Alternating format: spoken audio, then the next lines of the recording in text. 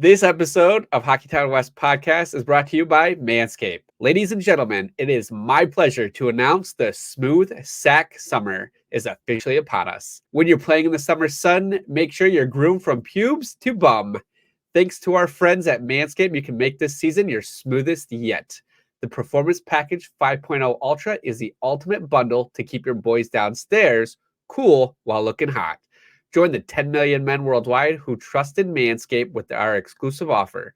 Get 20% off plus free shipping when you go to manscaped.com and use code THPN. Summertime and the trimming is easy.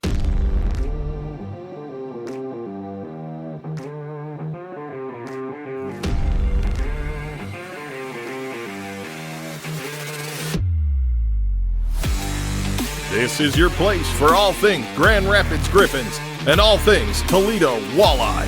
This is the Hockeytown West Podcast with your host, Brandon Cook and Nick Harrington. Welcome to the Hockeytown West Podcast, your source for everything Grand Rapids Griffins and Toledo Walleye hockey. I'm one of your hosts, Brandon. And I am Nick. And yep, we have a new sponsor, clearly based on the ad you heard at the start of the episode. Shout out to our network, the Hockey Podcast Network, for securing another sponsor for the show and another great deal for our listeners here. So super excited about that. I think there's another one possibly down the road too. So who knows? But it's just good to see the network continuing to grow, right? Yeah, all in the right places. I'm not going to comment on that. But as we jump into this, welcome to the episode. This episode is a little different. We did, for the first year of this podcast, we did like our post-season like recap of players by position and everything. And this year we thought, you know what, let's put some grades behind this. We kind of know what we're talking about now. So this episode is specifically about the forwards for the Grand Rapids Griffins this season. We're going to each assign them a letter grade. We don't have our letter grades technically shared with each other, even though Nick shared his list with me beforehand, but I didn't look at his grades because who knows if they'll be the same or not. But this should be interesting. But before we jump into that, Nick, how are you doing today, man? I'm on the 8th day of the 10-day stretch, so today was rough, but it'll get better. And this is the first episode I've been on since Tyler. So last episode you had to replace me with Mark Monroe, which I mean you had to reach into that bag of tricks there. That was a good. It might have been an upgrade. I don't know. We'll let the listeners decide. So that was cool it was cool to hear him and you guys talk. And so hopefully we get Mark back on for later. And I know we've recorded 2 prior, which those are. I'm super excited to see these come out. So those are a good time as well. So I think the content, we haven't been putting out a whole lot, but we're sitting on some at the moment. So that's good. And I'm off season. I'm ready to go. I'm ready, like creative juices. I'm going to have Saturday and Sunday and then Tuesday off. So it'll be good to reset and put the work back in the pod now, you know? Yeah, it's good. Like you said, we're sitting on some content. There's some good interviews we're sitting on. One's already been teased on the Twitter page and everywhere else. That'll be released on Monday the 17th. If you want to guess who it is, go ahead and guess. Some people are good at guesses. Some people aren't. Nick, you're not good at guessing. No. Based on your DMs to me privately. But you were there. So, yeah, no, it was fun. But before we jump into this grading of these forwards here, we had some Griffins news this week, which was kind of nice to see. It's kind of nice that both teams have slowly been putting stuff out there to keep us relevant, give us stuff to talk about. Yeah. And the first one we'll talk about was announced today that Simon Edvinsson is the first Griffins player to be on the AHL top prospects all team this season. And he was joined by some pretty darn good company when I looked at that list. You know, Logan Stakehoven's on that list and a couple other guys there. So not a bad group of guys to be associated with. How long have they been doing this? You know, I don't remember, but at the same time, like, it's the first Griffins, so that's probably why I didn't pay attention to it. I'm sure it's been a while, but either way, it was good to see. It is very good to see. I feel like we probably had some other people that should have been on there, but in the years past. Probably. So for first Griffin, that's pretty crazy. That's pretty good though. And he definitely deserved to be on there. I mean, he made a huge difference, and we'll talk about that on the next episode when we do defensemen. Yes. I mean, like I said, Logan Stakowen's on that list. Shane Wright's on that list. Askerov's on that list. So, like, he's in good company there. So, Yeah. I'm excited for him. Congrats to him. And obviously, we probably all are aware that we probably won't see him back in a Griffins uniform. But, hey, crazier things have happened in this league, right?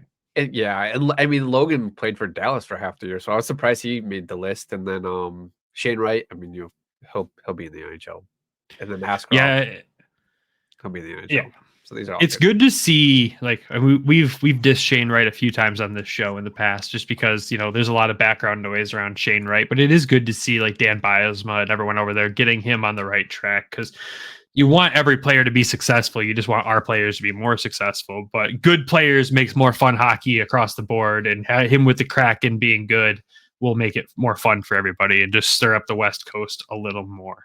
And we'll be able to get to see him in the finals here too. So it'll be good to be able to keep get some eyes on him while he's playing. So I pulled the stats the other day in the group message, and it was kind of surprising how close he did pair up with Jonathan Berggren. So. Because I was like, man, we haven't really heard much from Shane Wright this year. There was a lot of noise around him last year. So, like, what was he doing? And his stats were pretty impressive from what I saw. Yeah, he had a much better season. I think under a new coach, he kind of got his stuff together there. And you got to remember, I mean, Biasma has coached some very successful NHL teams. So, I mean, he's going to be the coach of the Kraken next season.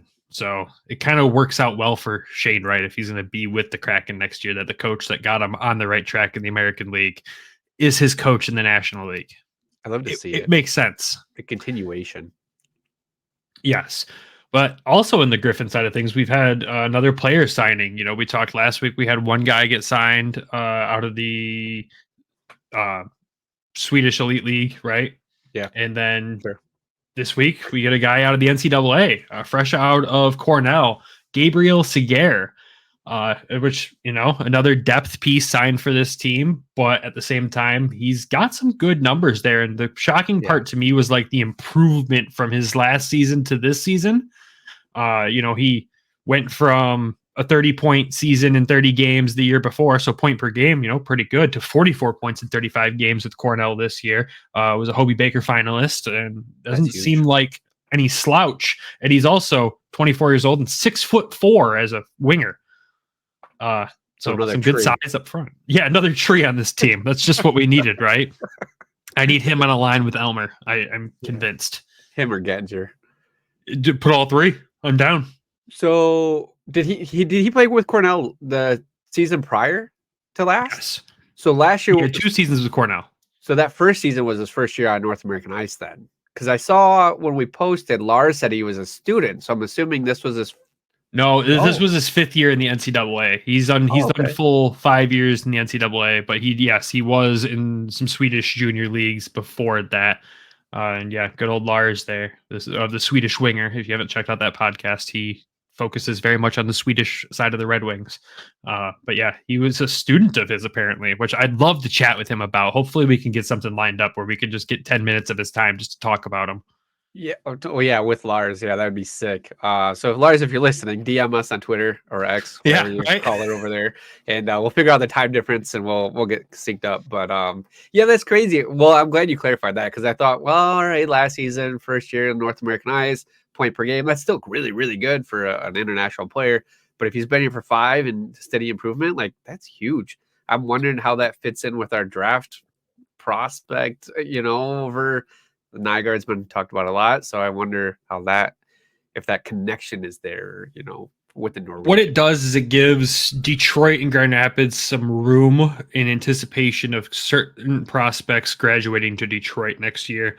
I mean, at the same time, Seguer could play in Toledo for all we know, right? Yeah. So it just gives us depth up and down. But if you're talking depth as a guy who's improved every single year since he's gotten to the NCAA, and he's 6'4" and he's a forward, I'm in for that. Like, it's a nice little piece to add there, and we'll have to see once training camp comes around what that looks like.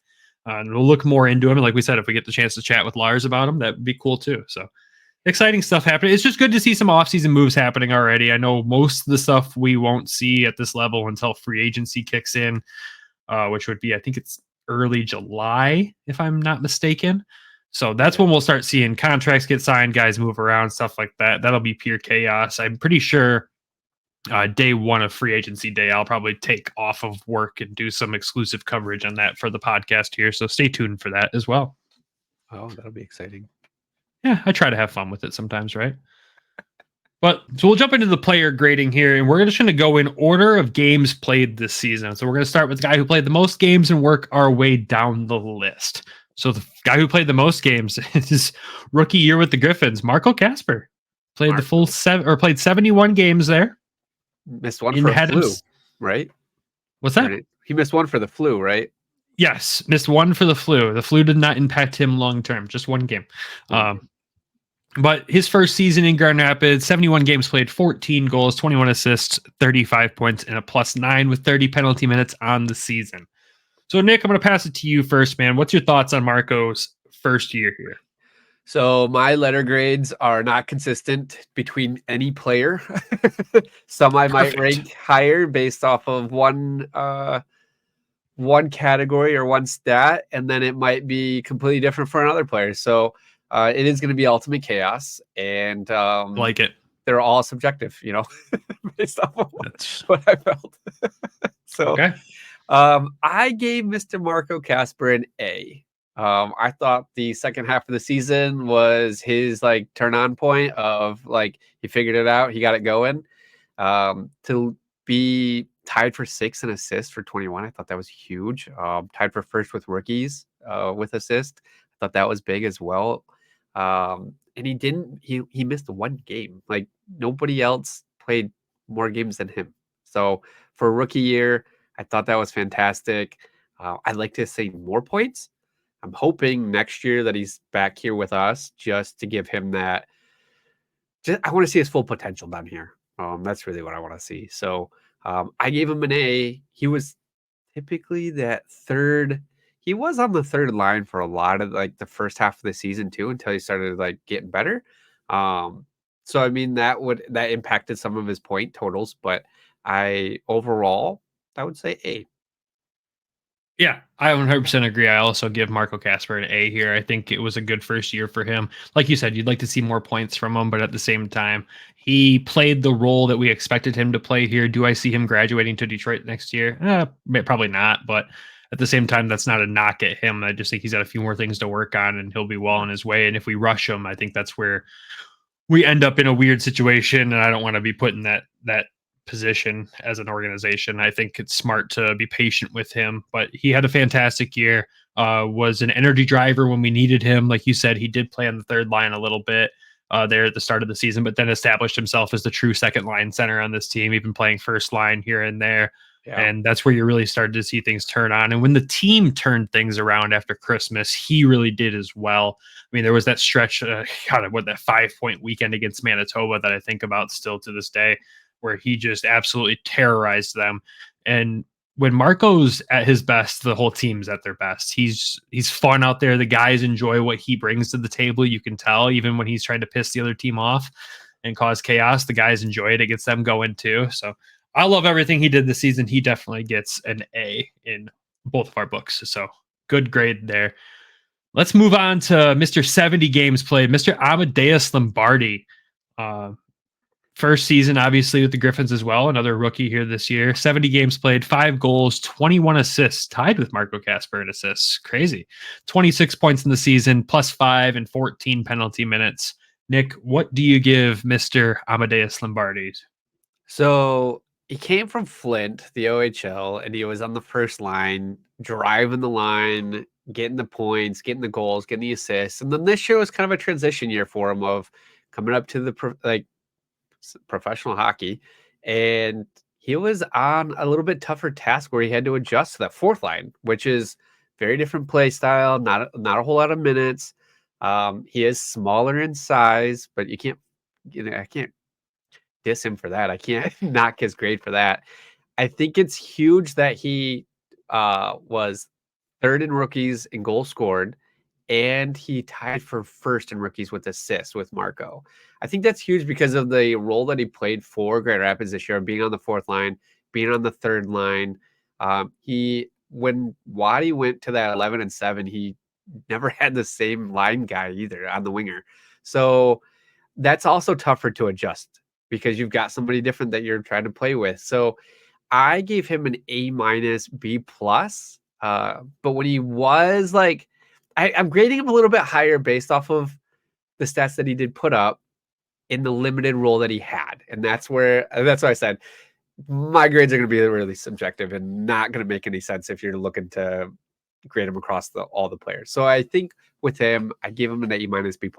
I'd like to see, hopefully he puts on some size this year. He gets some strength, better in the face-off circle, which is a stat we didn't really keep track of. But I know near the end of the season, he wasn't doing that well in the face-off. So I want to see that. And then, I don't know. I thought that was huge to be tied with Marco for assists. When Marco was getting more of those first line, second line, center minutes and time and playing with better talent, like for Ammo to get that even on the third and fourth line, I thought that was huge.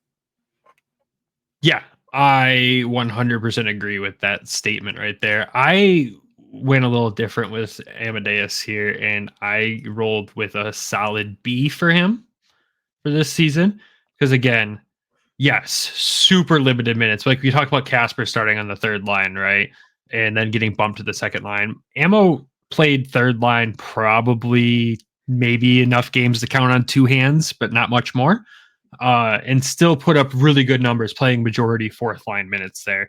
And like you think about it, like his play and chemistry with Elmer really got Elmer off the ground when we needed to do the most. So he did bring a lot to the table there.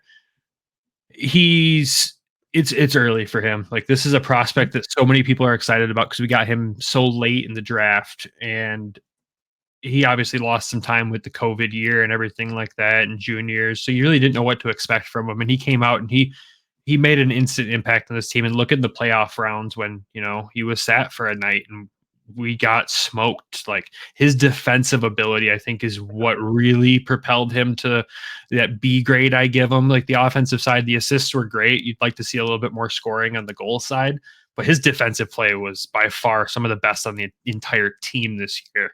He was an absolute wizard in taking the puck away from people. Like so many times he'd come out with it in the defensive zone. You're like, how the hell did you get that puck from that guy? Like that doesn't make sense, but you did it. And that's awesome, especially with how small you are. So like you said, if he does put on size, he's going to be a menace. If he does the Lucas Raymond treatment this offseason, where he just gets a little bigger like Lucas did. Yeah, dude, he's going to terrorize this league next year. And then we can start talking about, what's the NHL step look like the year after. But another year in GR, another 2 years in GR is not going to hurt this prospect. Oh, no. And I think just overall, I mean, he's a fan favorite now just because his personality after getting to interview him this season is top tier. He's such a nice guy. And he's so much fun, but at the same time, his skill on the ice and his grittiness and his compete level, his want to be out there grinding and competing, that's going to get him really far in professional hockey. And I'm excited to see what the future will bring for him. But I'll give him a B on the season for his first year. Boo. Wow. I just think with this, at least I could pick a grade. I just think with the speed and like the intangibles that he does bring, and after we did interview him, like I think the admin for Grand Rapids really focused more on him too, of his personality wise, because the fans really did like that. So I know that's all stuff, but he's a hard guy not to love, man. He's so much fun to talk to. He's a guy that now he's 21 years old. I'd love to sit down at the bar and grab a drink with and just chat. Not even about hockey, just about life. He's just one of those guys. So, oh, I think you're right though with the Lucas Raymond treatment this summer. I think that would, if he could team up with Lucas somehow and get his plan, I think that would be phenomenal for him. I think that's the route to go, not the Carter Mazer route of eat and hockey, because I don't feel like that would help him. But the Lucas Raymond treatment, yeah, for sure. If those two get on the same level and become best friends, as a fanboy over here, I'm not going to be able to handle that. Like, that's going to be amazing. Because Lucas is my favorite Red Wings player, for those that don't know. So let's just add that ammo into there too. And he went through the whole year without being injured. I mean, I think that's the thing too with him being his size. Like that, Yeah, he was huge really good as at well. protecting himself. Like he So- really did a good job, like putting himself in a safe position to not get injured. Fine, I'll give him a B plus. There you go, just for you. Yes. Let's move on to the next guy here. Mr. Dominic Shine played 65 games this season, 10 goals, 23 assists, 33 points. He was a +8 on the season with a good old 73 penalty minutes. Good old Shiner. Nick, what is Dominic Shine's grade? I gave him an A. This was his career best year in points. The last was and plus minus, so he was a +8.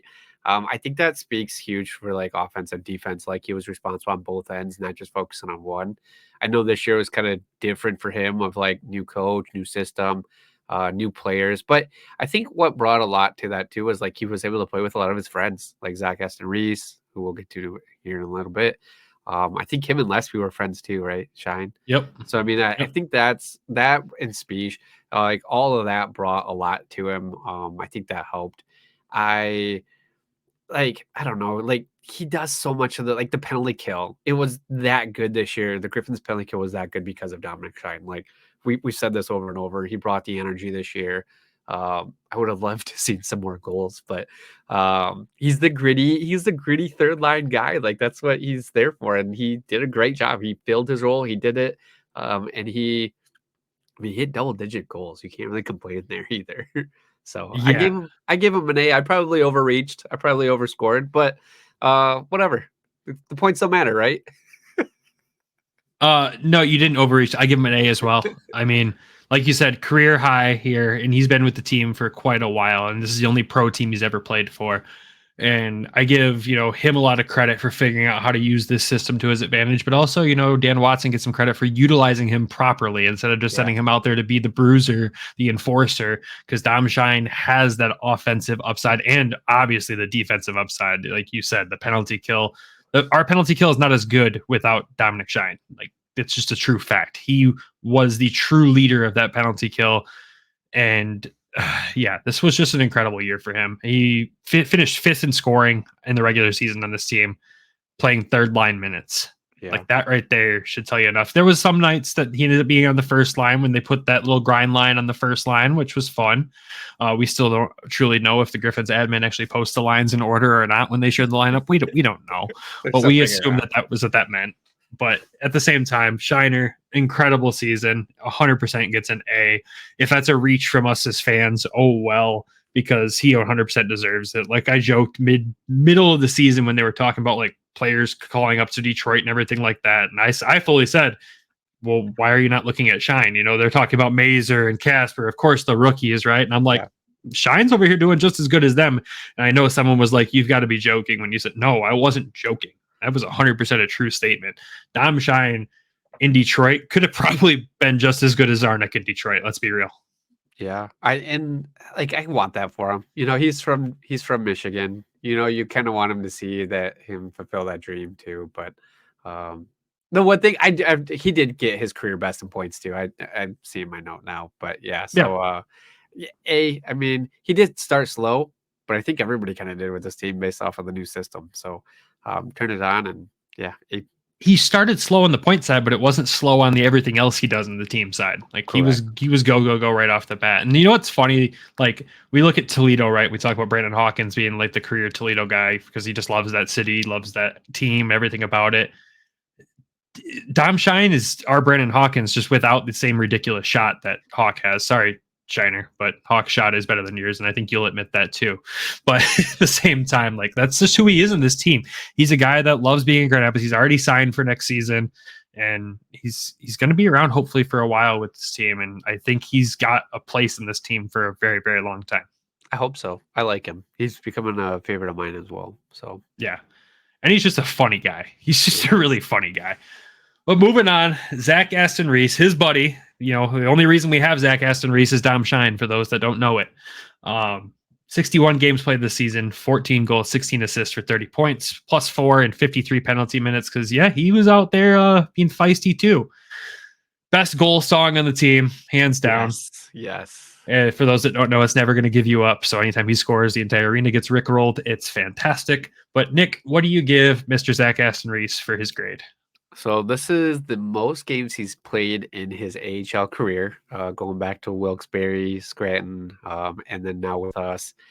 First year on the team, he had this stat surprised me. He has 4 game-winning goals. So not only did you get rickrolled on the game-winning goal, but he tied for first with Berge and Lesbrance for game-winning goals for the season. So that was like, wow, that's an interesting point there. Crazy stat. Yeah, it's kind of odd. You wouldn't think of Zach Aston Reese as a game-winning goal scorer, but here we are. I gave him a B plus. I liked what he brought to the team. But some nights he was a little bit too emotional, and he did cost us sometimes. So I didn't like that aspect. So that's why I kind of gave him a B plus. The offensive side, he was more of that third line winger, which was fine. Played his role, scored the goals. He said when he talked to us, he's like, I didn't think I was ever going to score again. And here he was on the team with 14 goals for the season out of the forwards. So, I mean, that's good enough for me. So that's a B plus. So I went with a B for Zach Aston Reese because, and you brought it up, the emotional side of things. There's one specific penalty I remember where he threw the opponent's stick with his stick across the ice, and it was like a pivotal point in the game that ended up costing us that game. So he lost a little bit of a grade just based on that one penalty. But outside of that, yeah, it was good having him this year. It was a guy that was signed by Detroit. You didn't expect at first. You're like, is he going to play here? How's this going to work out? Right before trade, and he ended up being here, and he did get some time in Detroit this year too, which was pretty cool to see for him. But yeah, we didn't know what to expect with him, and he did deliver some good veteran experience. A key part of what we call the grind line for Grand Rapids here between him, Lesperance, and Shine. When those three played together, it was a lot of fun to watch. Bob Kaiser would talk about all the time how much fun they were to watch together. And yeah, I think, like you said, the emotional side of things, yeah, it did get in the way sometimes, but he brought good leadership and some offensive upside there, and obviously 4 game winners there too, which I would love to go back and look at each of those game winners to see who scored like a game tying goal before that, because I feel like it was one of the other guys in that line every time that happened. So I'd have to look at it and see. We'll find that out down the road one of these days. But maybe we'll keep that track next year. Yeah, right. I would go B for him as well. It was fun to have him this season, and who knows, maybe we'll see him back next year. Hit a career high in points this year too, which I thought was kind of nuts for somebody that was so he was really good in college. He was a Hobie Baker nominee. So yeah, for him to play 61 games, which is the most, and then have the most points, that was good. On the third line, second, third, wherever he was placed. Moving on to the next guy here, Mr. Elmer Soderblom, the big guy. The huge guy, Jesus, 61 games this season, 13 goals, 16 assists for 29 points. He was a +1 with only 8 penalty minutes on the season. Nick, what do you give Mr. Elmer on the season? This guy was tough for me to grade, to be honest, because looking recency bias, right? Last year he played for the Wings, those first couple games, and this year, then he got injured, and we're like, okay, this is gonna be a bounce back season for him, and he never really bounced back. I felt like it was just kind of he had that Bambi on skates. We joked around the beginning of the season, and then the second half of the season, he kind of came out more of a shell, I guess you could say. Every time we've talked to him outside of the rink, he's always very shy, very nervous, very not really sure what's going on. Maybe it's a language thing, I don't know. But the second half of the season, he came out and he was just firing, just hitting everybody like a wrecking ball. And even the playoffs is kind of more of the style that I'd love to see from Elmer. I gave him a B. I definitely want more improvement. He finished 5th in goals, which I thought was still pretty remarkable for the time that he had. Played a lot with Amadeus on that 3rd, 4th line when he did play. I wanted to see more hits. I want to see more compete. I wanted to see him want to be there.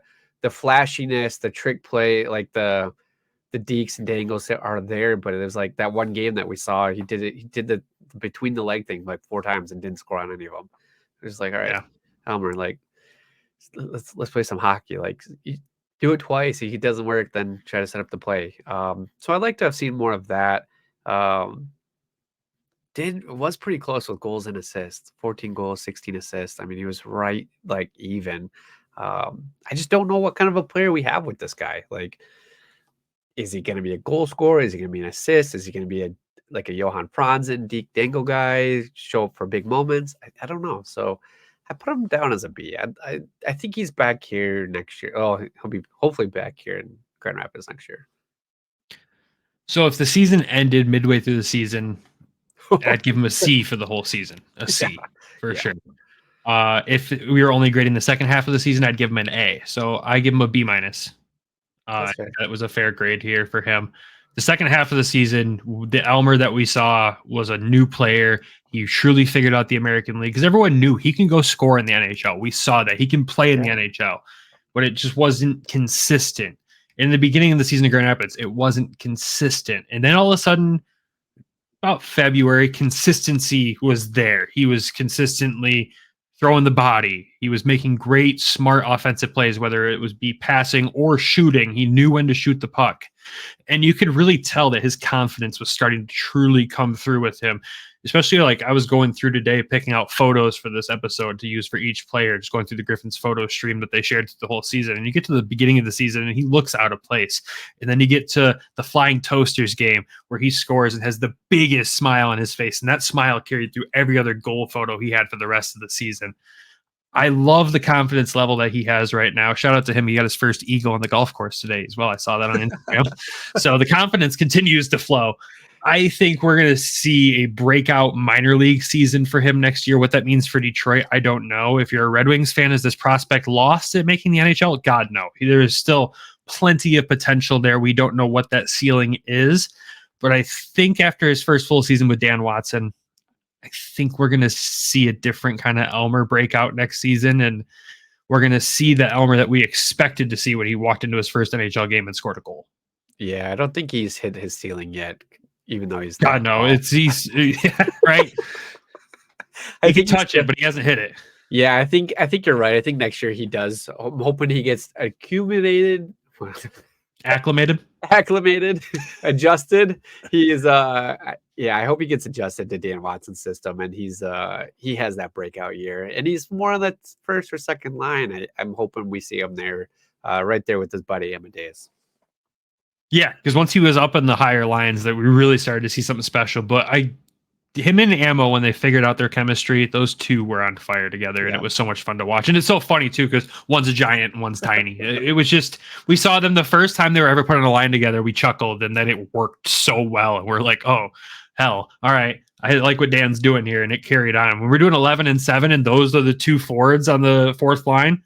Wonderful for everybody else, because then you're throwing Marco Kasper and you're throwing Carter Mazer and you're throwing Janssen Berggren in. Like, it was just a great mix. And the times where you saw like Bergie mix with them or Marco mix with them, it was just success every time. Yeah. On to the next guy. Speaking of Carter Mazer, we're going to talk about Carter Mazer. 60 games played, 17 goals, 20 assists for 37 points, a -3 on the season with 48 penalty minutes. Nick, what was your grade for Carter Mazer? 17 goals. He finished second on the team. That's huge. Rookie season. As a rookie. 20 assists, finished fourth on the team, second in rookies. And when I say on the team, I mean as forwards. I don't have the defense in here. Right. Tied for first in power play goals, 6, tied with Lesby. So I thought that was huge too. That is huge. Since we didn't score much on the power play. Right. 3 game winning goals, 1 short of the team high. Mm-hmm. For a rookie. That's fantastic. What grade are you gonna give him? I know this is so tough for me because like you can't knock him for being in the right place at the right time, right? Because a lot of these goals, like he's on the first line with Bergie or Marco in the second. Sometimes they mix those up. So it's like he's got the intelligence to play it. I see a lot of time, like I've heard a lot of like he's a simple player. He plays it very safe and smart, and I'm like, I don't really feel like that's his style.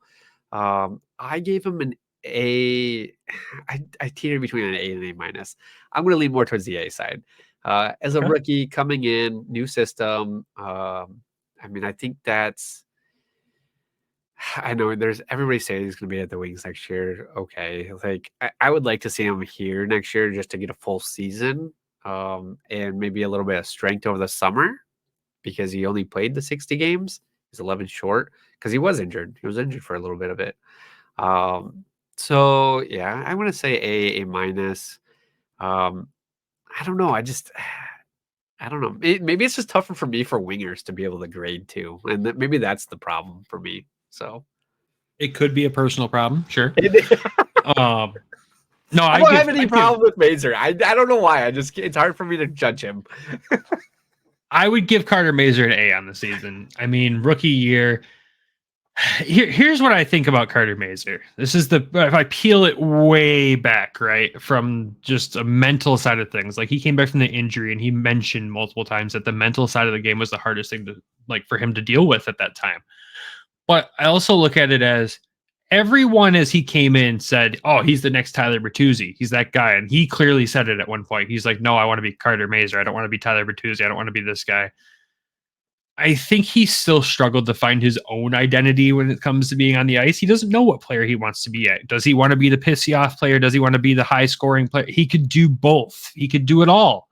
He has a lot of skill there, and I just don't think he's fully identified where he wants to be at yet.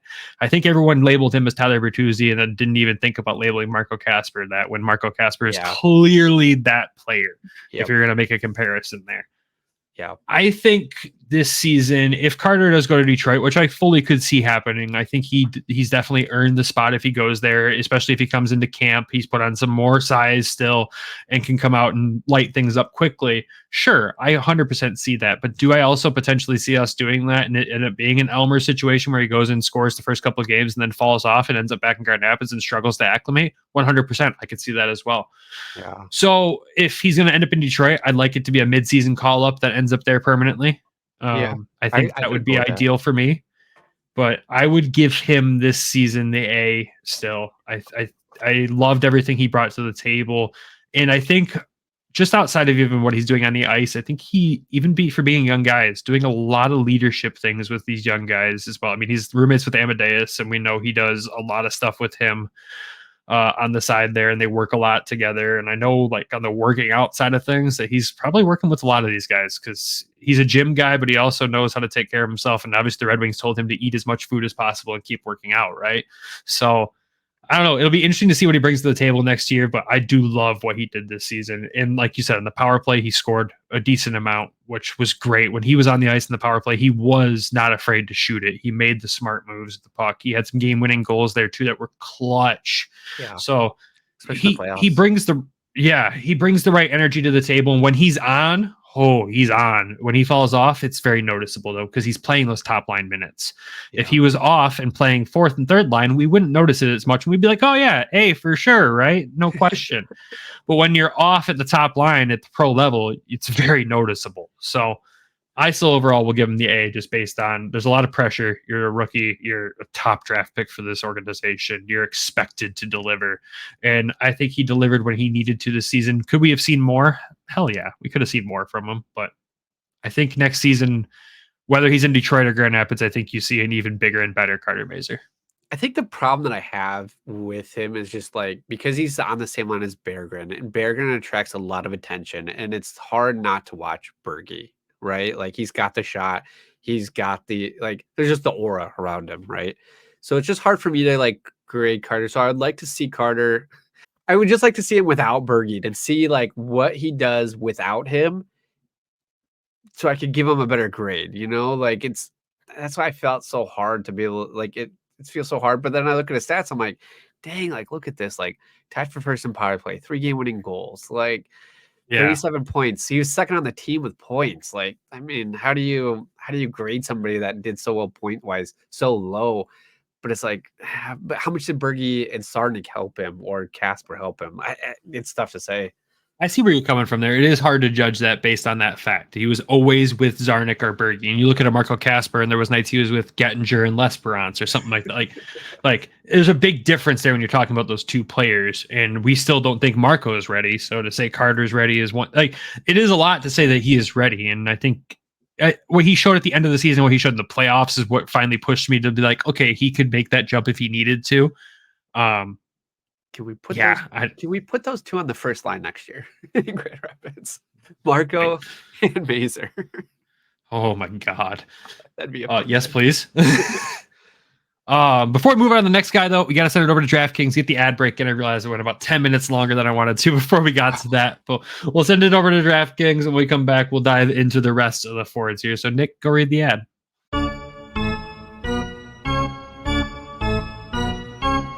The chase for the Stanley Cup continues, and the action at DraftKings Sportsbook, an official sports betting partner of the NHL, is just as hot as it is on the ice. With same-game parlays, live betting, odds boost, and so much more, don't miss out as the Stanley Cup playoffs wind down. Currently, the Florida Panthers are a plus 102 money line, and if you are new to DraftKings, you've got to check this out. New customers bet $5 to get $150 in bonus bets instantly. Problem? Call 1-800-GAMBLER or visit www.1800gambler.net. In New York, call 877-8-HOPE-NY or text HOPE-NY 467369. In Connecticut, help available for problem gambling. Call 888-789-7777 or visit ccpg.org. Please play responsibly. On behalf of Will Casino and Resort in Kansas, 21 plus age varies by jurisdiction. Void in Ontario. Bonus bets expire 168 hours after issuance. cdkng.com/football for eligibility and deposit restrictions, terms, and responsible gaming resources. And welcome back. All right, let's dive into the rest of these guys here. We have a few more left. Obviously, there's a few key players we haven't talked about still, but This is the move on to the part. next. I know, right? Let's move on to the next guy, though. Mr. Joel L'Esperance in his second season in Grand Rapids. Played 59 games, 16 goals, 12 assists, 28 points, -4 with 32 penalty minutes. Nick, I know based on talking during the ad break, this is a tough one for you. What do you got for me here? So this is kind of more the veteran side, the second half of this recording. So I kind of went back to like their past seasons too, to just kind of see how they compared. And this was the worst season of his career. Goals, assists, points. His plus minus this year was better than last year, which everybody should have been, because he was a -17 last year and it was a -4 this year. Finished third in goals with 16. Finished 9th on the team with 12 assists, had 28 points, had the most shots on net of the team of 157. Just beat Bergie by 1, which I thought was interesting. Yeah. He's hard to say because it had such a bad year before. I actually didn't put a grade on him yet. So my notes were kind of blank. What are you going to give the pride of Brighton, Michigan here? Come on, what do you got? I know, and that's how I feel bad too because he's from Michigan. So like, I want to give the Michigan boys some love, give them a higher ranking. But I would probably say like a C+. Okay. I think that's that, and plus he was kind of mean to me last year when I asked him some questions at the team event. So I think that's gonna factor into my decision making on this. So Nick holds grudges. Just remember that, folks. So you're going C+? That's your final answer? C+. I might give him a B-, but yeah, right in there. I need a grade. Oh yeah. Wait, you can't slash mark him out here? I'm not going to for you. Oh geez, I love sitting on the fence. We'll go C+. I wouldn't sit on your fence. It's scary. That's true. That's true. The Gophers in my yard are tearing it up right now. Not much longer. All right. So Nick says C+. So like you said, points wise for Lesby, this is the worst season he's had the AHL, right? Last season he played the full 72 games with Grand Rapids, had 49 points. His last season with Texas also had 49 points, 40 points the season before, 45 the season before that. I'm going to still give L'Esperance a B here, and there's a reason for that. Is I don't think Dan Watson and his staff fully understood how to utilize Joel L'Esperance this year. It felt like he was shoved up and down the lineup all over the place, thrown into different special teams options every night. And like the biggest key that I look at here is we talked all season about parking him in front of the freaking net on the power play and letting him work his magic. And last season he had 14 power play goals to his 6 this year. Yep. And what did we see him do all last season? Park it in front of the net. He gets that differential closed and gets close to where he was at last season. He's in a much better spot in points and he's not far off. Yes, he still fell off a little. That's why I'm going to go B. But I just don't think he was utilized properly. That's unfortunate because I have all the faith in the world in this coaching staff right now. But at the same time, he was the one odd guy out in this one. He just wasn't used properly. I mean, It might be a little fan bias because I do really enjoy him as a player and a person. I think he's a good dude, and I think he does bring some energy. As I was going through pulling the photos, as people will see for the photo on this one here, he made the funniest face going back to the bench after scoring a goal, and he had multiple of those. He gets super hype when he scores a goal, and I feel like he's a good veteran leader on this team. He just wasn't utilized. You swayed me, to be honest. I pulled the stats too for power plays, and 6, he led the team, tied with Carter. And I think you're right. I'd be curious to know, did he lead the team last season with the 14 power play goals? I can check real quick. Yeah, he led the team last season, 14 power play goals. The next closest was Danny O'Regan with 9. So he led the team in power play goals this season with 6. And then led last year with 14. Clearly, the power play was just shit this year. We know that.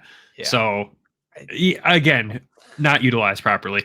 Yeah, I would agree. I would bump him to a B at that point because he just wasn't utilized the correct way, and the power play was shit this year. And it would have been better if he scored more goals and if he was on the power play more.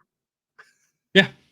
Honestly, if he was on the power play, just wasn't he kept sitting in the bumper, and I'm like, he's not the bumper guy. What the hell are we doing here? No, don't do that. So this next one, though, I'm curious to see where we both land on this one here. This is I want to remind everybody that's listening, these grades are not personal. These are just based on statistics and the eye test. We're not getting shit signed next year. These guys are never coming on. Oh, Les Browns won't talk to you. He'll talk to me. Yeah. Anyways, let's move on to the next guy. Mr. Cross Hannes played 58 games this season, 8 goals, 8 assists, 16 points. He was a even 0 in the season in the plus-minus category with 48 penalty minutes. Nick, what do you give Mr. Cross Hannes? First of all, it shocked me when I pulled it and he played 58 games. I didn't feel like he played 58 games this season. Yeah, he probably played 58 minutes in those 58 games. That's what it felt like, honestly. Yeah. Cross, there, like last year he started off so well and then he got injured, and then this year he's like coming back from the injury. He finished with 9 goals last year, 8 assists, 17 points. This year, 8 goals, 8 assists. Played more games. I'll preface that with he only played 30 games last season. Yeah, he played only 30. So like I feel like this year he was just so snake bitten with the crossbar. Like Cross Hannes crossbar was one of the same this year. I don't know what it was. I don't know what was, like, maybe something personal was going on in his life. I don't know what was going on, but he did not fit into Dan Watson's system. Like he wasn't utilized as much or where he needed to be.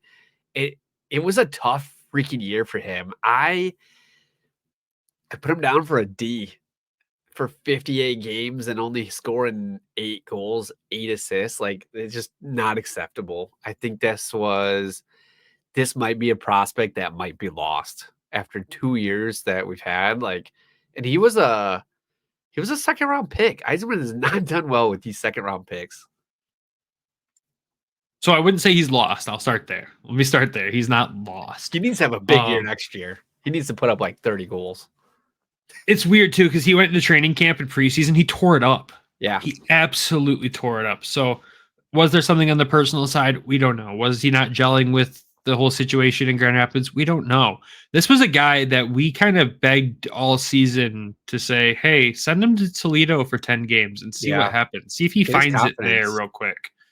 And I think he would have. And I really wish that move would have happened instead of just sitting him in the press box those nights. I think a stint down in Toledo, one of the fans would have freaking loved him down there because when he's on, he's absolutely on. And then he did get some games later on in the season where he was tossed in the lineup. And it was one of those games he ended up being one of the stars of the game because he played that well. And then it just didn't carry over to the next one. I just don't know. And your D grade is 100% fair. I was going to go C-. But that's just because there's a lot of unknown.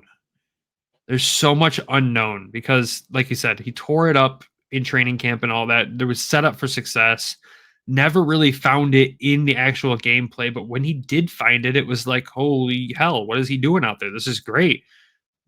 And that crossbar was evil to him this year. It was terrible. It was to the whole team, and I just didn't understand what was going on. And yeah, I can't with just good heart, give him a D, but it's a low C minus. Like he's like a 0.5 percentage point off from getting that D plus there, honestly. So yeah, the positive, if I can find a positive in his stats this season, he was a minus 12 last year on a terrible team, right? He did even it out with a nice 0 in the plus minus category this year, but he was undisciplined as all get out. He doubled his penalty minutes this year. And he was frustrated. Can't do that. He was. You could tell there's frustration there. So hopefully he can shake it off in the offseason here and figure out something. I don't think he's lost, but you're right. He does have to have a big year next year. I think it's going to be funny when we do defense. He kind of reminds me a lot of Vero, but I feel like Vero was better. Like I'm going to end up giving Vero a better score, like a letter grade, than Cross. Those two kind of like in the same group, same pairing. So yeah, that's fair. I understand that. It's so disappointing because when he was on, he was good. Like we were excited. He was scoring game-winning goals. Let me check this, but I feel like he scored. What, a game-winning goal? He had 2 last year, and Sarnik had 5. So I don't know. It's just a weird situation with him. He's just I feel like he's lost. If he doesn't have he has to have a big year next year. And I wish he would have went to Toledo, like you said, and got some confidence like Tuo did when he came back from his injury. So hopefully they utilize him better next year. Yeah, I think it's mismanagement a little bit on this prospect, unfortunately. But like you said, big year this year. A big year this year will change the opinion of everybody. Yeah. The stat that I found that was weird about him was he tied the team for the most first goals of the game with Tim Gettinger and Jonathan Berggren. So like when he did score, it was the first goal of the game, and then I don't know where he just disappeared the rest of the game. I don't know. Kind of like our interview guy that we said the other day. It's kind of like a snake bitten thing. If you score first, then you don't really know what to do the rest of the game because you got your goal. So I was thinking about this when I saw that stat. I was like, this is weird. So way to drop an interview tease in there. I love it. All right, on to the next guy here. Mr. Tim Gettinger, the pride of Cleveland, Ohio, as we call him in our group chat with Elaine. How do you feel Timmy G did this year in Grand Rapids? 55 games played, first season with us. This was a weird signing because they signed him like right before training camp, and we didn't really know much about him. Big dude. When I saw him in Traverse City, I was like, dang, this guy's got some size. 6'6", 220. Yeah. And he started the season off really well. Like he was scoring goals and we're like, oh, wow. Like this guy, okay. Like we didn't know anything about him, playing really well, scoring some goals. Also tied Cross Hamus with the most first goals of the game. Weird stat. And then he just kind of fell off, and then he had that injury, and then they signed him for like a big contract, like not a big. No, contract. He got signed and then injured. Then he was injured. So it was odd. Best guy on the shootout though for Grand Rapids. He was clutching the shootout. He was clutching the shootout during the win streak, or the point streak. He helped keep us going with that. 50% on the shootout. I gave Timmy G a C. I just said he was average. I think anybody could come in and get to do his job. That's terrible to say, but that's how I felt. I also give Tim Gettinger a C on the season. 100%. Like you said, he started off great. Yeah. He started off lighting it up, and then he just fell off. And then he got hurt, and then he tried to play after being hurt, and I don't think he was 100%. And he kept telling the coaches he was good to go through the playoffs, and I think he was a liability in the playoffs. I almost gave him a C- just based on the fact that he was a liability in the playoffs. I think we'll see hopefully a better Tim Gettinger next season as he's adjusted to this system. But yeah, this was not a great year. I mean, like you said, 55 games played, 12 goals, 13 assists, 25 points. It's nothing to shake your head at, but at the same time, he played 52 games last year for Hartford and had 13 goals, 22 assists for 35 points. It's a 10-point fall off this year with more games played on a better team. Like, on a better team. And again, when I say liability in the playoffs, 8 games played in the playoffs, 0 points, -4. He oh, that was hurts. not good in the playoffs. There were so many points where I felt like he might have cost us some really good opportunities. And again, if you're injured, you're injured. I get it. Like, I'm not going to hate on you because you're hurt. But if you're hurt, don't play. Like, there was a plethora of players to pick from to fill in for him if he was hurt. Yeah. And God, look at the game Hunter filled in. Like, it was crazy. So, yeah, especially because you look the year before too with Hartford, he played 9 games in the playoffs and had 8 points. Come on, Timmy, where you at? Like, we Yeah, that was the first. Like I said, the teetering between a C- and a C for this guy was a difficult one for me. Again, nothing personal, but yeah, it's just the way the stat line goes, man. It wasn't what we expected him to be. He signed to a Detroit Red Wings contract. He was signed as a depth piece. yeah, that's the part that throws me off. I wouldn't have called him up at any point in time, except for maybe the first 10 games where he was just tearing it up when the team was terrible. Like, he figured out his way real quick then, and then the whole team fell off. But the bonus credit he will get is he did have 4 power play goals this season. He was at least decent on that end, but in the shootout, like you said, he was good in. So yeah, that's what I'll give to Timmy G there, unfortunately. This next one I think is going to be a difficult one for both of us here. This is where things are going to get really interesting. Mr. Taro Hirose.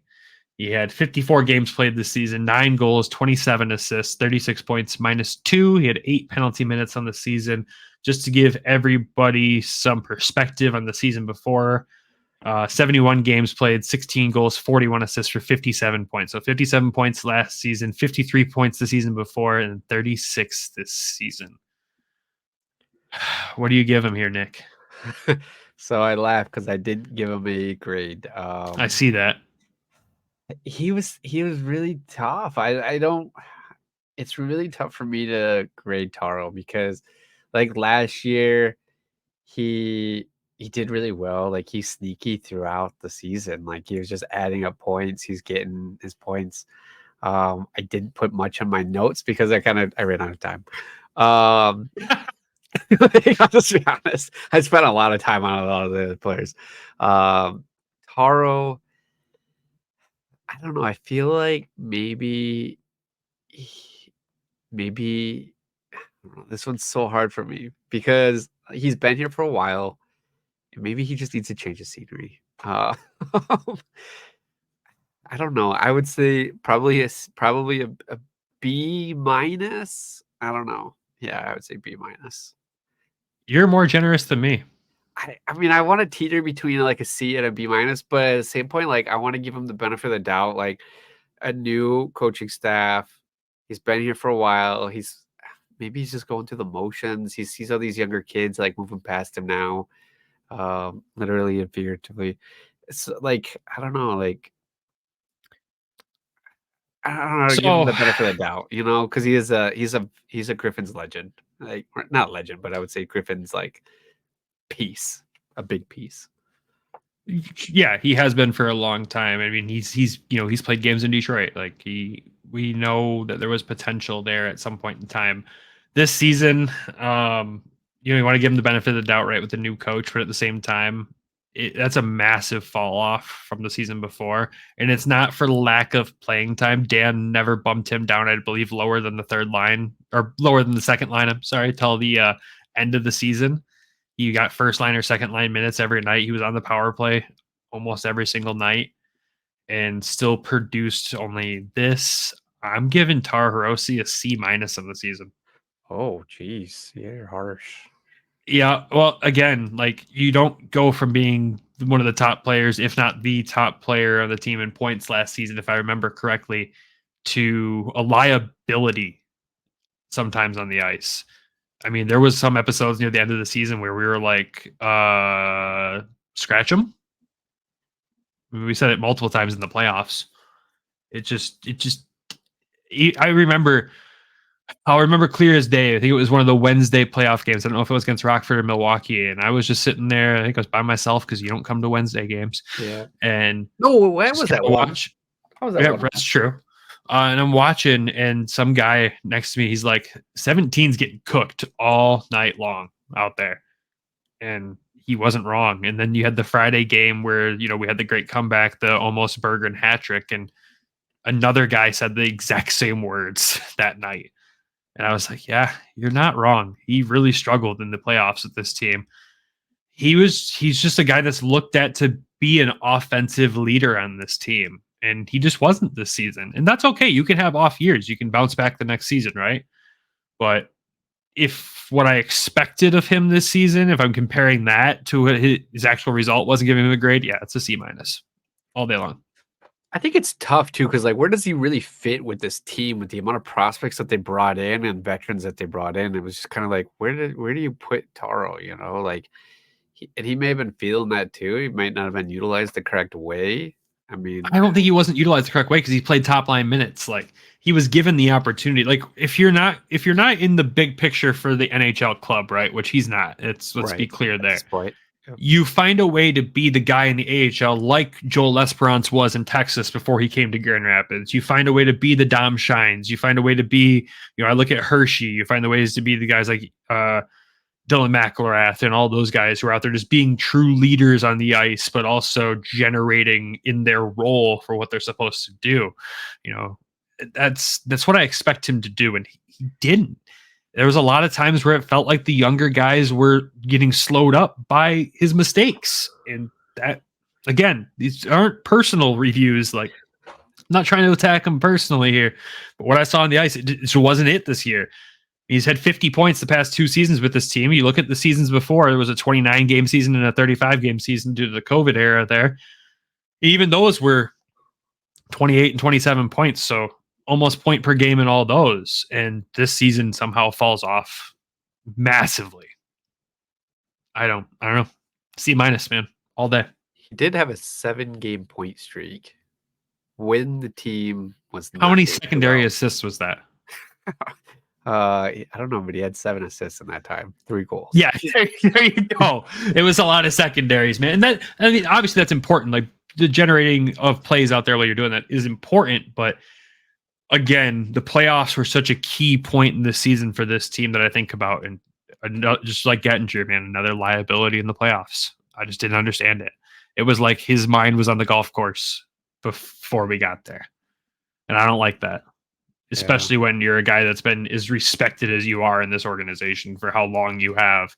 And everybody looks at him as a leader, and we all look at him as a highly skilled player. He has tons of talent, and hopefully next year with the system, he can figure it out. Yeah, that's why I'm stuck. That's why I was stuck on him. It's a bad year for him. Yeah. But good year for the next guy. What a change of pace here. Let's talk about Jonathan Berggren, right? 53 games played, 24 goals, 32 assists for 56 points. He was a +1 on the season with 58 penalty minutes because he's a spicy burger. Yeah. So, Nick, what did you give Jonathan Berggren? And I swear to God, if it's anything less than an A+, I'm coming over there. D-. His attitude was a major factor of this.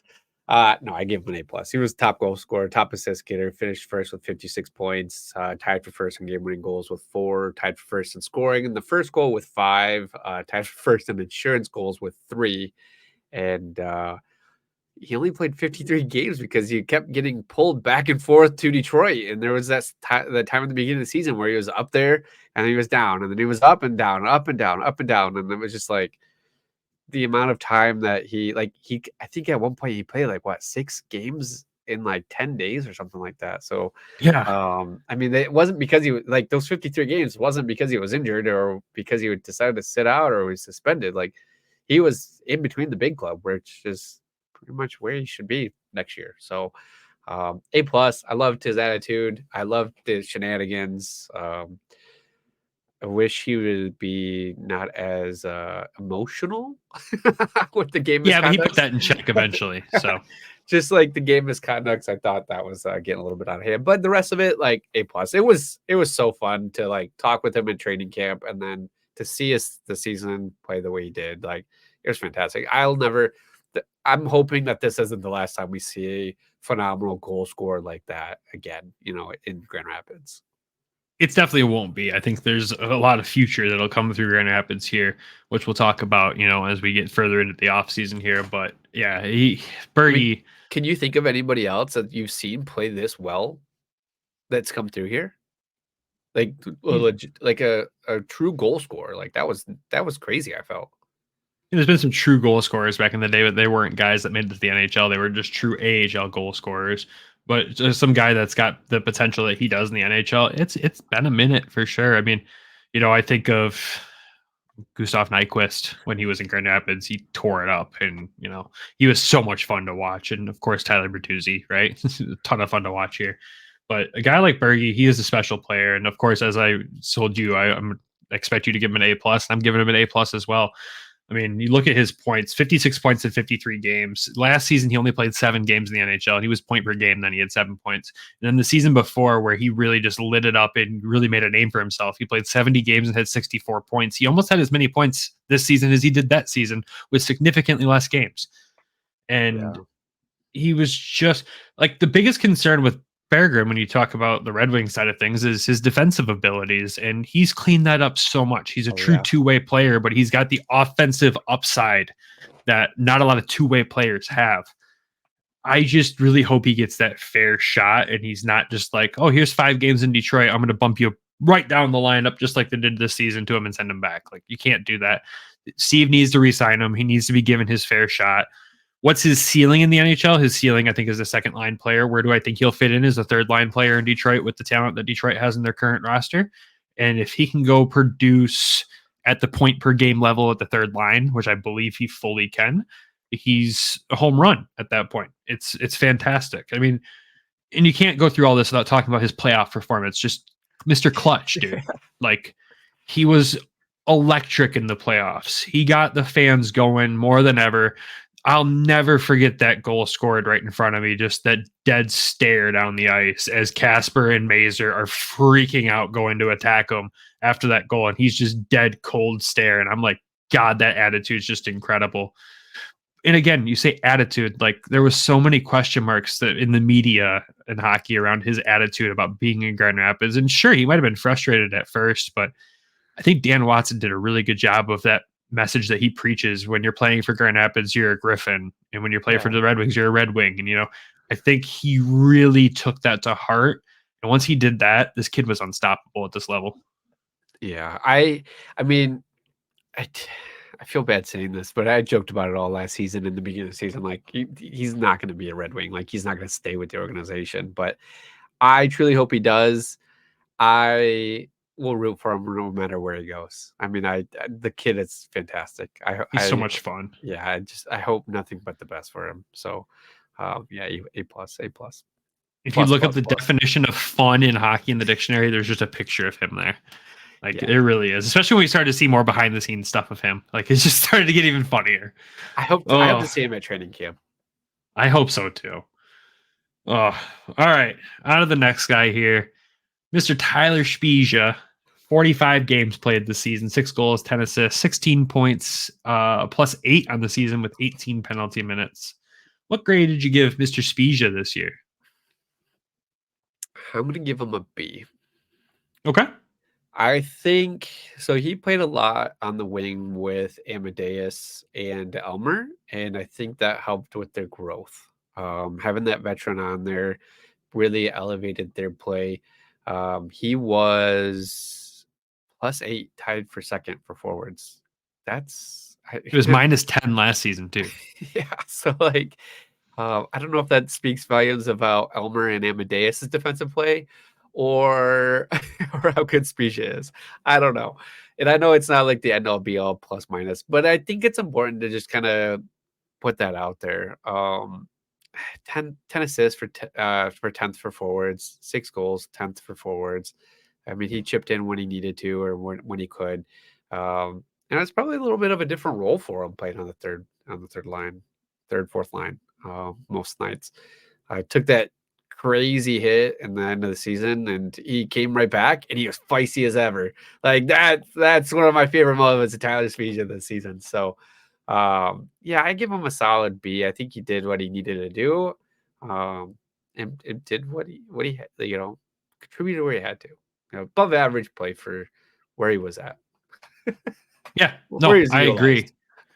I agree. I think Tyler Spezier gets a B from me as well. I think, you look at Tyler's last few seasons, right? I'm going to go back to 2021, 22. He played 74 games at 35 points. The next season, which is last season, 65 games, 15 points. Big fall off, but the team sucked last year. Yeah.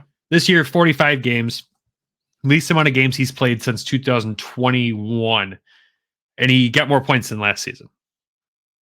I look at that as improvement. He was in a very limited role, very limited to what he could do. But when he went out there, he was a dog. Yeah. He played the position exactly how he was supposed to. Only got 2 playoff games. He had a point in the playoffs. So, half a point per game player in the playoffs this season for this team. But I think what you said, you hit the nail on the head. He helped lead these younger guys. He helped get them on track. And, I know we joked about it, but he's 31 years old as of June 7th. So happy late birthday there, Tyler. Wow. The team didn't even announce that, did he? Did they? I know. Rude. What the heck? Wow. Neither did we, though. So we're just as bad. We'll be better next year. We'll be better next year. We promise. Sorry, Tyler. Yeah. Hope you had a good birthday.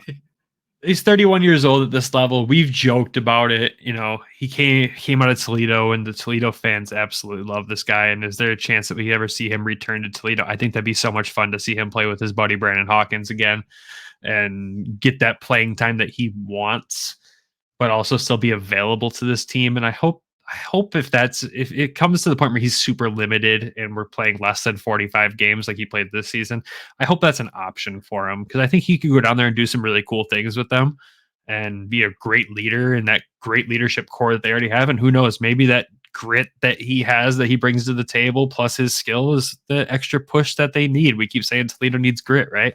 So if Tyler's here next season, awesome. If he's in Toledo next season, awesome. If he decides to step away from the game, awesome. He's only 31. He's got some playing years left in him. I just think it'd be really fun to see him retire a walleye. I know it's the lower level of professional hockey, but at the same time, there's some good history there with some good friends of his and some really good people. I think that would be so much fun. Yeah. I mean, I kind of want to group him in with Taro, just age-wise, and just like the kind of the slower, what's the best way to say it? He's actually 3 years older than Taro. Just like the aging, like it might be, it's getting to him, it's okay. It happens to all of us. He's still getting to all of us. Trust me. It's still younger than me. Yeah. Oh God. He's the same age as me, actually. Barely older. So yeah, I don't know. Again, he played his role this season. I enjoyed watching him. And like you said, when he came back from injury and literally ripped a guy off the Rockford bench back out of the ice that tried to run away from the fight, just bravo. That was all-time true hockey right there. Beautiful stuff. Definitely increased his grade by about 10% there. Shoot, it was a full letter almost for me, right? No, I'm just kidding. Oh, it was good stuff. That's still one of the highlights of the year because it was Wyatt Kaiser. F that guy. Oh, all right. Let's move on. Mr. Austin Czarnik this season played 38 games because he spent a good chunk of the season in Detroit. 10 goals, 18 assists, 28 points, 12 penalty minutes. He was a -1 on the season. 3 power play goals. Nick, what is your grade for Mr. Czarnik? I gave Czarnik an A. I think Czarnik's one of those odd guys, right? Like was one of the first call-ups for Detroit. He's played a majority of the time up in Detroit and was pretty solid when he was in Detroit. I think having him here was great for the younger guys, the veteran leadership that he brought. I thought that played a huge role. He was first line center, only played the 38 games, but he was tied for 7th on the team with 10 goals, 18 assists, got him to 6 on the team. 3 power play goals. I mean, that's still a lot of production from somebody that played almost less than half the season for us. I'd love to see him back. I thought he played well. Face-offs I started tracking in the playoffs, and it wasn't that great. But I don't know. I wish that stat was available for our centers. So, but I thought he did well. Setting up the guys and playing really well. So, I liked Czarnik. I look at his playoff performance as well. Like that's the one that really sticks out to me when he came back from Detroit and really had to adjust to almost a brand new team because the team had really figured themselves out while he was gone. That's not to say they couldn't have figured it out while he was here. He was just gone for such a long period of time. And he came in and he did well at the end of the season. And then also just 8 points in 9 games in the playoffs, was a true leader on the ice in the playoffs. He was feisty. He was in the right place at the right time, always. Another energy driver on this team. And, you look at like career points in the AHL. Is this one of his best seasons? No, it's not his worst season by any means. But at the same time, like it was right on par, and he played less games and spent a ton of time away from this team. He's one of the guys that I say is the most underappreciated parts of this organization because he's plug and play. You put him where he needs to go and he's going to go do it. Like I'm confident if Detroit was a disaster enough to where he had to be popped on the first line, he's going to go deliver on the first line. Like he just knows how to play the game so well. He knows how to be at the right place at the right time. He's just a true leader in this organization. And I'm very thankful that they picked this guy up. This is only his second year with us. And look how much time he spent in Detroit in that time frame. He played 43 games in Grand Rapids last season because he was in Detroit a ton then, and only 38 this year because of the time he's in Detroit. So I love the guy and hope he sticks around for a while again. And yeah, another A season for him. Is he from Michigan? He is from Michigan. He's from Washington Township, Michigan, according to AHL.com. That's what I thought. So yeah, I didn't know who he was before last year, and I bought his jersey. I was like, "You did? Is this a good guy?" You there? Yeah. I know he's. Oh yeah, it is. And then you're like, yeah, he's a pretty good player, Nick. I'm like, oh, okay, and then I started paying attention. I'm like, oh yeah, he's a very good player. So yeah, very underappreciated for the organization though. And be able to just plug and play. It's exactly what you want from somebody like he's him. Played very few like full seasons in the AHL. There was a 2017-18 season in Providence. He played 64 games, had 69 points. Nice. And then in 2015-16 as well with Providence, 68 games and 61 points. And then most of the other seasons, it's been 22 games, 32 games, 38 games, 43 games, 38 games, and all above 30 points except for this season where he was at 28. So he does the job he needs to do. That's all he's asked.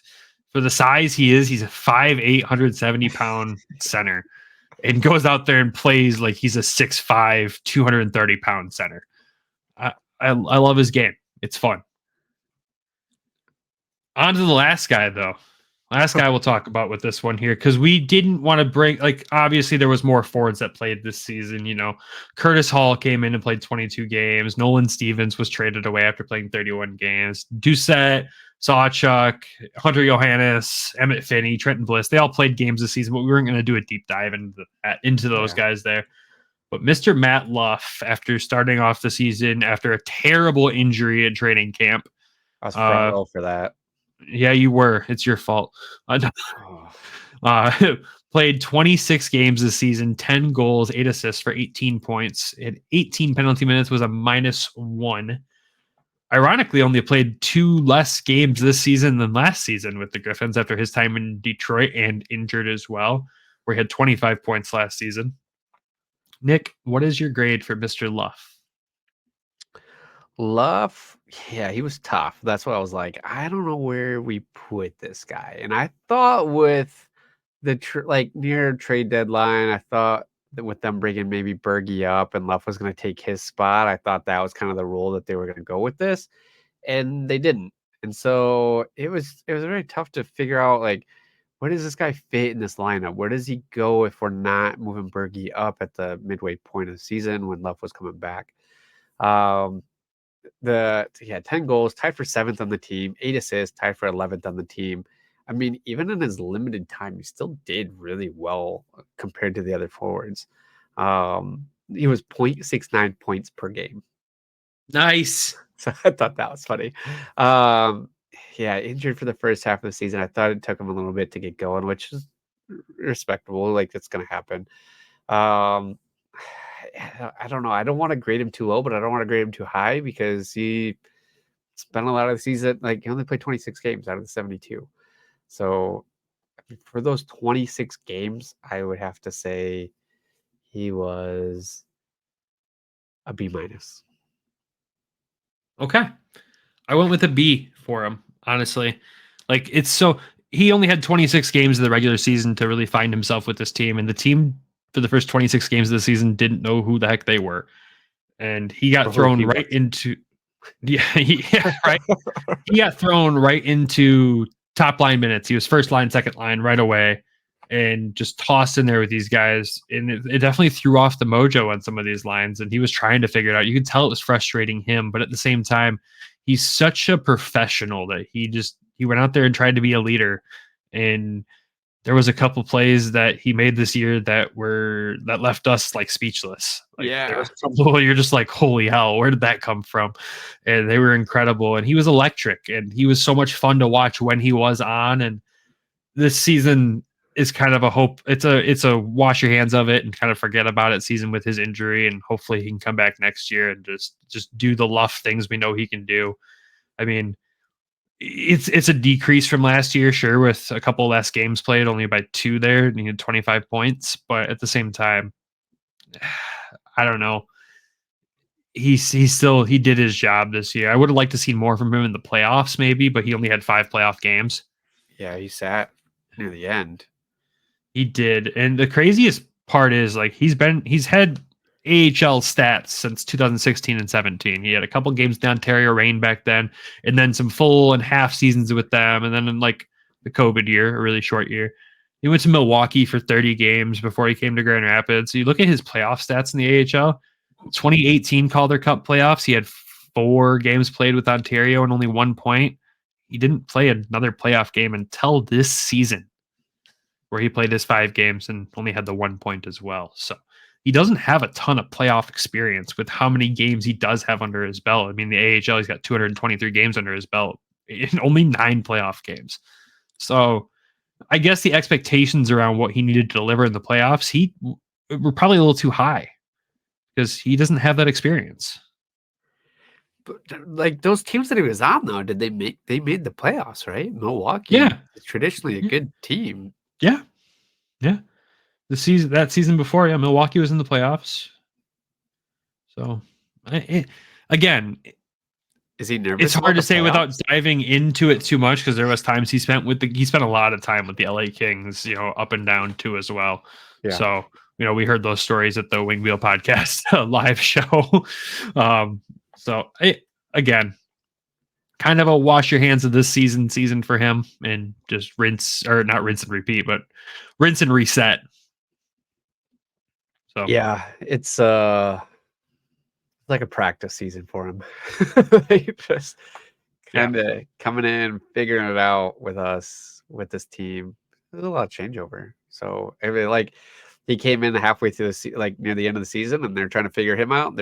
He's trying to figure them out. It was what it was, and he did what he could with what he had. So, and I don't think he was underutilized or overutilized or not utilized correctly. I thought he was right where he's supposed to be in the top, in the top 2 lines. And his plays, I remember that breakaway in the center ice, that was just the most amazing. I wish I could find this goal again, but to knock it out of the air and then juggle it again and then score, just freaking fantastic. It was McDavid dude. It really was. Well, not that he's doing much in the playoffs right now. Anyways, exactly. But that does that wraps up our grading of the Griffins offense this season. Let us know in the comments on YouTube or wherever else what you think of our grades and who you might disagree with us or not. We're open to that feedback. We could be completely wrong on some of these guys, but that's just our opinion, and we thought we'd share it with everybody. I think that was fun. I can't wait to do this with the defense, because I think that'll be a fun conversation too. We'll probably toss goalies into the defense as well, because we're not going to do a whole episode just around the 2 goalies. Or we might. Who knows? That could take an hour. It could. It's an hour-long episode of me just defending Sebastian Cossa to every mean tweet that's ever been tweeted about him. If we did last year's goalies, it would have taken an hour, because we had about 8 of them. So this year, we'll probably throw the goalies in with either coaches or defense. We'll see. But outside of that, last thing we want to add to this episode, just a quick AHL playoff update here, as the Calder Cup Finals are set. It is a repeat of last year. You have Coachella Valley Firebirds versus the Hershey Bears again.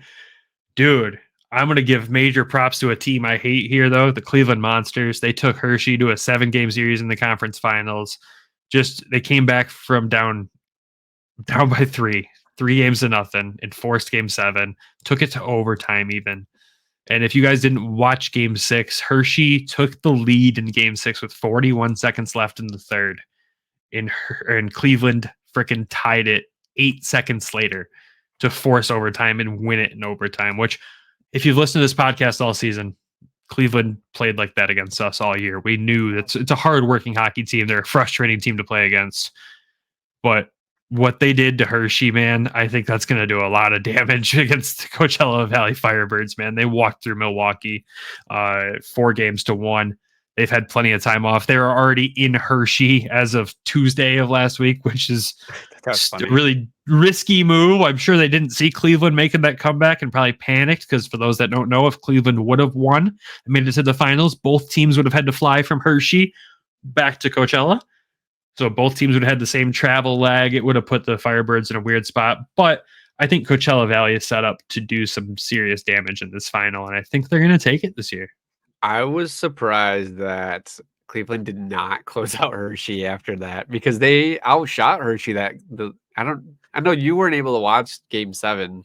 I watched the end of it and saw the shots of like 44-30 something. I was like, oh my God. They were controlling the whole like third period and overtime. And then I was like, it's going to come down to a lucky bounce. And it freaking did. That's an ugly bounce to lose a Game 7 overtime on.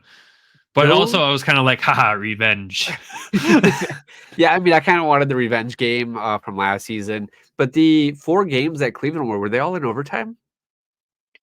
They had 3 games in overtime. That they won? Did they win those? Or they won 2, lost the last one. Okay. So, I mean, they were that close. I might be wrong on that, but just whatever. Crazy. You're hoping for Coachella? Yeah, I think that's who's going to pull it off. But I also said when I did my prediction with Travis that Edmonton was going to win the Stanley Cup, and they're now down 3-0. Yeah, I'm going Hershey for sure. I think dude, Hershey's goaltender is just ridiculous. He had ridiculous numbers in the regular season in the AHL, like they were stupid numbers. Hunter Shepard, just fantastic goalie. So I was like, man, he's keeping them in. They're a great goaltender. So I think that and like McGrath and Todd Nelson, I think those are McGrath. You mean McElrath? McElrath. I think those 3. I mean, I think that just is going to beat it. But I'm excited to watch. I'll be turning in. And we say what Shane Wright does on this final stage. It will be interesting. And for those that don't know, like I said, during the regular season, when I talked about Hunter Shepard, he finished top in the AHL in goals against. He played 34 games, had a 1.76 goals against and a .929 save percentage. The only goalie to finish second to him in goals against in the AHL this season was the other guy for Hershey, Clay Stevenson, at a 2.06 goals against and a .922 save percentage. How many games? 36 for him, 34 for Shepard. Yeah, their goaltenders are phenomenal. It's stupid. It's stupid insane. And, you look at the stats like going into the playoffs here, as well. Like Shepard is 3rd in goals against, but the top guys only played 2 or 4 games. And Chris Drieger, his opponent on the Coachella side, is 12th in goals against. A 2.31. Shepard is a 2.16, and most of those goals against came against Cleveland. So, yeah. Insane goaltender. Absolutely insane. Should be a good matchup, though. I think it goes 6. What do you think? 6, 7, 4? Oh, I want it to go 7. I want it to go freaking 7. Just like last year. Coachella win it. Dude, it'd be so good. It'd be so good. So, outside of that, man, anything else to add to this episode? No. We got... Thank God. This was a long one. I'm kind of looking at it. I'm like, maybe we do this at part 1 and part 2. Nope. We haven't talked about Griffins in over almost 2 weeks, so it's time. That's fair. Sitting on content, you could just split them up. Nah, why not? Sitting on content. I figured if you made it this long in the episode, we've teased it online. Some people have already guessed it, but yes, Monday's episode will include an interview from Travis, myself, and Nick with Toledo Walleye and Griffins goaltender John Lethemon. Red Wings contract signed. Yeah. It was We reached out to Johnny once we heard he was going to Finland on a whim, hoping that we might be able to get one interview with him before he left. And he was more than willing to do it. It was absolutely fantastic. We cannot wait to share it with you guys, and just thanking him enough. We can't thank him enough, like, for just taking the time out of the day to do that with us. He really wanted to do that, to be able to say like his final thank yous to the Toledo fans. So Walleye fans, make sure you turn into that one, because it was special. I enjoyed every second of it. It was good. I felt bad because afterwards I forgot to tell him. Like, when I told Maria that he was leaving, she was like getting ready to cry, it looked like. And I was like, it's fine. Players leave. Like, it happens. Like, so you can't get too attached. But yeah, it was super cool to talk with him. And he was really chill, really good vibes throughout the interview. And hopefully we see him again. And, you know, we root nothing for the best for Johnny. Yeah, it was fun. I'm excited for this one to be released. And again, we are still sitting on another one too, and some other ones already planned in the future here. So stay tuned. We got a lot of fun stuff coming in the summer, folks. I'm super excited. We've been so giddy about it all. Like we've just been small children at this point on Christmas. We're just so excited. This has been fantastic already. And we're only in June 13th as of today. So, but with that, we'll wrap up this episode. Thank you everyone for tuning in. Shout out to our sponsors as always. Everything Hockey. Make sure you go to everythinghockey.com. Use code WEST. Save $3 off your order.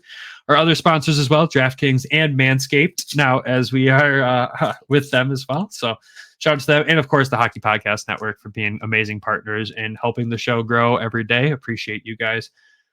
With that, everybody have a fantastic weekend. Happy Father's Day to all the dads out there. Make sure you go spend some time with your father, show your appreciation for him. And just have a good weekend. It's going to get hot out there in Michigan. Enjoy it. But with that, everybody, we'll talk to y'all on Monday with John Letherman. Have a great weekend. Go Walleye. Go Griffins. We'll talk to you soon. Love you. Bye.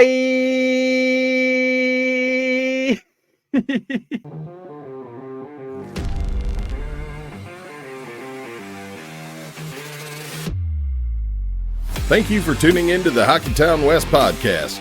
Be sure to check us out on Twitter at HockeytownWPod, and your host, Nick at GR Hockey Guy, and Brandon at BrandonGR Hockey.